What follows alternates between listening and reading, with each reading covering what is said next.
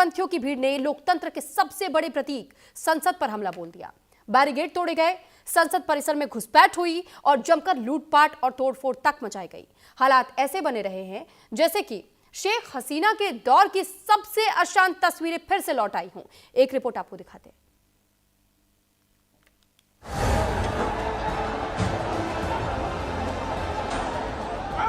बांग्लादेश एक बार फिर आग की लपटों में घिरता नजर आ रहा है। उस्मान हादी की मौत के बाद सड़कों पर उतरे कट्टरपंथियों ने हालात बेकाबू कर दिए। जो भीड़ जनाजे में शामिल होने के नाम पर जुटी थी, वही भीड़ अब देश की संसद तक पहुंच गई। बैरिकेड टूटे, दरवाजे उखड़े और लोकतंत्र के मंदिर में तांडव मचा। राजधानी ढाका, जहां आमतौर पर कानून और संविधान की बात होती है, वहीं अब लाठियों, पत्थरों और आग का राज दिखाई दिया। हजारों की संख्या में कट्टरपंथी बैरिकेड तोड़ते हुए सीधे बांग्लादेशी संसद में घुस गए। सुरक्षा बलों की कोशिशें नाकाम रही। भीड़ का गुस्सा इस कदर बेकाबू था कि संसद भवन के भीतर तक तोड़फोड़ की गई। दरअसल चिंगारी उस वक्त भड़की जब कट्टरपंथी नेता उस्मान हादी का जनाजा निकाला गया। जनाजे में शामिल भीड़ ने पहले सरकार विरोधी नारे लगाए, फिर अचानक प्रदर्शन ने हिंसक रूप ले लिया। भीड़ ने संसद की ओर कूच कर दिया और देखते ही देखते लोकतांत्रिक व्यवस्था पर सीधा हमला बोल दिया। उस्मान हादी के जनाजे में लगे भारत विरोधी नारे। कट्टरपंथियों ने संसद पर किया हमला। बैरिकेडिंग तोड़कर संसद में घुसे कट्टरपंथी। संसद में कट्टरपंथियों ने लूटपाट और तोड़फोड़ की।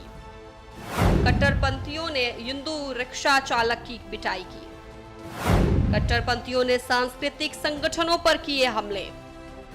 ढाका में उदीची के मुख्यालय पर हमला।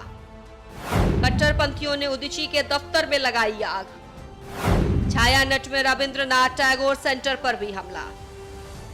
संसद परिसर में घुसते ही कट्टरपंथियों ने जमकर लूटपाट की। कई दफ्तरों में आगजनी की गई, फर्नीचर तोड़ा गया, दस्तावेज बिखेर दिए गए, सरकारी संपत्ति को नुकसान पहुंचाया गया। सुरक्षा में तैनात जवानों पर पथराव भी हुआ और पूरे इलाके में अफरा तफरी मच गई। आखिरकार बांग्लादेश में कट्टरपंथी बेकाबू क्यों हो गया? कट्टरपंथी ताकतों को मोहम्मद यूनुस का समर्थन। कट्टरपंथी संगठन जमात-ए-इस्लामी से बैन हटा। हसीना सरकार के तख्ता पलट के बाद आईएसआई का दखल बढ़ा। पाकिस्तान, चीन, बाहरी ताकतों का दखल बढ़ता जा रहा है। घटना के बाद पूरे ढाका में हाई अलर्ट घोषित कर दिया गया है। अतिरिक्त सुरक्षा बल तैनात किए गए हैं।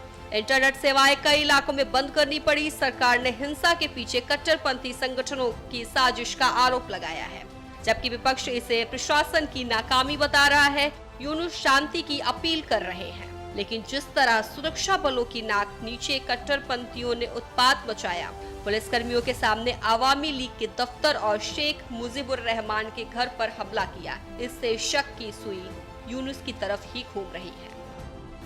यूनुस सरकार पर उठ रहे सवाल। 2 घंटे तक मौके पर पुलिस आर्मी को क्यों नहीं भेजा? मोहम्मद यूनुस चुनाव टालने के फेर में है।